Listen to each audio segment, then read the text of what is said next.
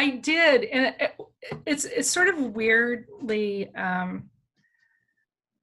I don't want to sound too woo-woo, but there is a little bit of woo-woo-ness here. The point, there was a moment when Freck had handed me that book with Bill's obituaries in it and stuff like that. And I was sitting there, and this was back in 2007. So this is how long this has been sort of a part of my life. And I'm reading through it, and my mom called. My mom was still alive at the time. She called while I was reading through this book, and I pick it up, and I said, let me tell you what has happened and what I'm doing. And she goes, oh, now you make sense to me. She goes, this is what you were meant to write. And like she said that in 2007. I said, well, yeah, I don't think I'm someone who can write this book yet.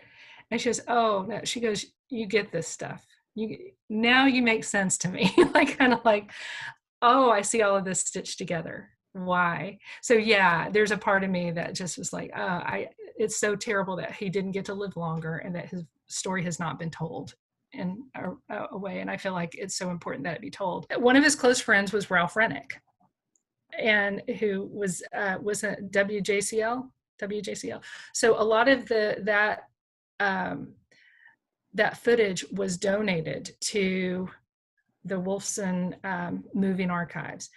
And so when I was able to look through those, I would find a lot of things that had B-roll with him in it, and I could see him. You know, he was tall, he was lanky, and then finally, on one of them, I heard his voice, and it was a terrible moment to hear his voice, because it was the moment when he was being interviewed, because they had to enter into a joint agreement with the Miami Herald to keep publishing, because the economics of afternoon papers was pretty brutal.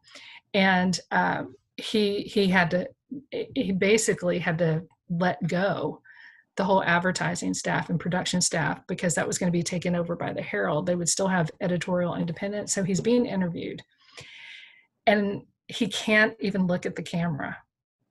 He's just looking down the whole time, which is strange. He's just looking down the whole time, and his voice is so sad. But I got to hear his voice for the first time.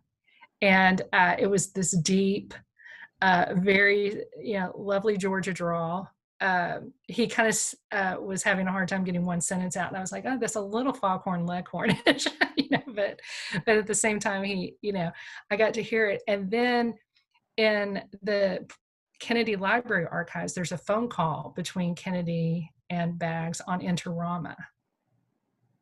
And you get to hear both of their voices talking to each other. But it's interesting because you can tell that they're friends, because he's like, well, Bill, I can't there's no national need for that. I can't help put federal dollars to it, but there's people that you can talk to. And Bill's like, well, but understand that there is a national component to this. This isn't just local. He's pleading this case, but you can tell it's a friend. It's not someone who's doing this as an official, like, he's like, well, Bill, he's just kind of, and so that was such an interesting thing to hear. And it's just a snippet. It's just a little bit of it, but to hear that, both of their voices, and to hear Bill's voice, it made him, it filled a missing piece in my head so that I could put them all together.